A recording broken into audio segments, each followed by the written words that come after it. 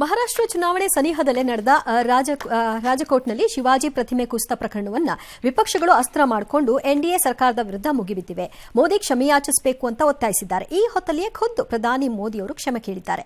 ಪಾಲ್ಘರ್ ಸಮಾವೇಶದಲ್ಲಿ ಮಾತನಾಡಿದ ಮೋದಿ, ನಾನಿಲ್ಲಿ ಬಂದಿಳಿದ ಕೂಡಲೇ ವಿಗ್ರಹ ಕುಸಿತದ ಬಗ್ಗೆ ಶಿವಾಜಿಯಲ್ಲಿ ಕ್ಷಮೆ ಕೇಳಿದ್ದೀನಿ. ಈ ಘಟನೆಯಿಂದ ನೊಂದಿರುವಂತಹ ಎಲ್ಲರಿಗೂ ನಾನು ಕ್ಷಮೆಯಾಚಿಸ್ತೀನಿ. ಈ ಘಟನೆಯಿಂದ ಛತ್ರಪತಿ ಶಿವಾಜಿಯನ್ನ ದೈವವಾಗಿ ಪರಿಗಣಿಸಿದವರಿಗೆ ತುಂಬಾನೇ ನೋವಾಗಿದೆ. ನಮಗೆ ಈ ದೈವಕ್ಕಿಂತ ಮಿಗಿಲಾದದ್ದು ಏನೂ ಇಲ್ಲ. ಛತ್ರಪತಿ ಶಿವಾಜಿ ಎಂಬುದು ಬರೀ ಹೆಸರಲ್ಲ, ಅದು ದೇವರು ಅಂತ ಹೇಳಿದ್ರು. ಇದರ ನಡುವೆ ಶಿವಾಜಿ ಪ್ರತಿಮೆ ನಿರ್ಮಾಣದ ಸಲಹೆಗಾರ ಚೇತನ್ ಪಾಟೀಲ್ರನ್ನ ಕ್ರೈಂ ಬ್ರಾಂಚ್ ಪೊಲೀಸರು ಬಂಧಿಸಿದ್ದಾರೆ. ಆದರೆ ವಿಗ್ರಹ ಪೀಠದ ನಿರ್ಮಾಣದ ಕೆಲಸ ಮಾತ್ರ ತನಗೊಪ್ಪಿಸಿದ್ರು. ವಿಗ್ರಹ ಕೆಲಸವನ್ನ ಥಾಣೆ ಕಂಪನಿಗೆ ವಹಿಸಲಾಗಿತ್ತು. ತನಗೂ ಇದಕ್ಕೂ ಸಂಬಂಧ ಇಲ್ಲ ಅಂತ ಚೇತನ್ ಪಾಟೀಲ್ ಹೇಳಿಕೆ ಕೊಟ್ಟಿದ್ದಾರೆ. पहला काम मेरे आराध्य देव छत्रपति शिवाजी महाराज में उनके चरणों में ಆ ಲೊಕೇಶನ್ಗಿರೋ ವಿಂಡು ಮತ್ತಿತರ ಕಂಡೀಷನ್ಸ್ ಆಫ್ ವೆದರ್ಸು ಇದೆಲ್ಲ ನೋಡಿಲ್ಲ ಯಾರುವೆ. ಸ್ಟ್ರಕ್ಚರಲ್ಲಿ ಕಂಪ್ಲೀಟ್ಲಿ ರಾಂಗ್ ಹೋಗಿರ್ತಾರೆ. ಮತ್ತು ಇದರ ಜೊತೆಗೆ ಇನ್ನು ಯಾರ್ಯಾರು ಕೈಯಾಡಿಸಿರ್ತಾರೋ, ಭಾರತದಲ್ಲಿ ಯಾವುದ್ರಲ್ಲಿ ಯಾರು ಬೇಕಾದ್ರೂ ಕೈಯಾಡಿಸ್ಬೋದು ಕಾಸಿನ ವ್ಯವಹಾರ ಬಂದರೆ. ಹಾಗಾಗಿ ಅದು ಆಗಿದೆ. ಇಲ್ಲದೇ ಇದ್ದರೆ ಬೀಳಕ್ಕಾಗಲ್ಲ.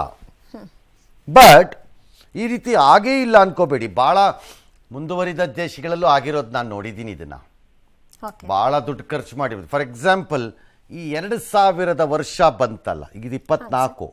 ನಾನು ಮಾತಾಡ್ತಿರೋದು 2000 ಅಂದರೆ ಆ ಹೊಸ 1000 ವರ್ಷ ಸಂವತ್ಸರದಲ್ಲಿ ಪ್ರಾರಂಭ ಆಯ್ತಲ್ಲ ಅದು.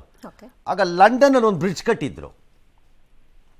ಅದು ಓಪನ್ ಆಗಿದ್ದು, ಅದೇನೋ Y2K 2YK ಬ್ರಿಡ್ಜ್ ಆ ಥರ ಏನೋ ಅದು ಕರೆದಿದ್ರು ಅದನ್ನು. ಅದು ಓಪನ್ ಆಗಿ 3ನೇ ದಿನಕ್ಕೆ ಆ ಲಡಕ್ ಶಟ್ ಆಗಿಬಿಟ್ಟಿತ್ತು. ಟರಕ್ಕಂತ ಬಂದ್ ಮಾಡಿಬಿಟ್ಟು ಎಲ್ಲರೂ ಆಮೇಲೆ ಅದೇನೇನೋ ರಿಪೇರಿ ಮಾಡ್ಕೊಂಡ್ರು. ಹಾಗಾಗಿ ಕೆಲವು ಸರಿ structurally when you completely go wrong ಈ ಥರದ್ದು ಆಗತ್ತೆ. ಬಟ್ ಇದರಿಂದ ಭ್ರಷ್ಟತೆಗೆ ಇಷ್ಟತೆ ಇದ್ರೆ ನನಗೆ ಗೊತ್ತಿಲ್ಲ. ಅದಕ್ಕೆ ನೇರ ಪ್ರಧಾನಿನೇ ಜವಾಬ್ದಾರ. ಪ್ರಧಾನಿ ಯಾಕೆ ಆಗ್ತಾರ್ರಿ? ಕ್ಷಮೆ ಕೇಳಿದ ತಕ್ಷಣ ಕ್ಷಮೆ ಕೇಳ್ತಿರೋದು ಅವರು ಅವರದ್ದೇ ಆದ ವೈಯಕ್ತಿಕ ಕಾರಣಗಳು ಹಾಗೂ ಬಹಿರಂಗವಾಗಿ ಕೇಳಬೇಕು. ನಾನೇ ಉದ್ಘಾಟನೆ ಮಾಡಿದ್ದಿಂಗೆ ಆಯ್ತಲ್ಲಪ್ಪ ಅಂತ. ಅದಕ್ಕೆ ಅವ್ರು ಯಾಕೆ ಆಗ್ತಾರೆ ಕೂತ್ಕೊಂಡು? ಏನು ಅವರೇನು ಸಿಮೆಂಟ್ ಕಲಸ್ಬಿಟ್ಟು ಅಲ್ಲಿ ಮೆತ್ತಿರ್ತಾರ ಕೂತ್ಕೊಂಡು?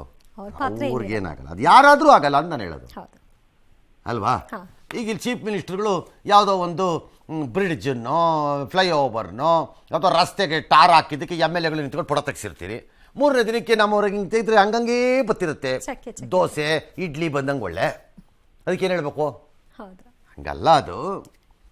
But it's a very sad reflection of our system planning ಎಲ್ಲ.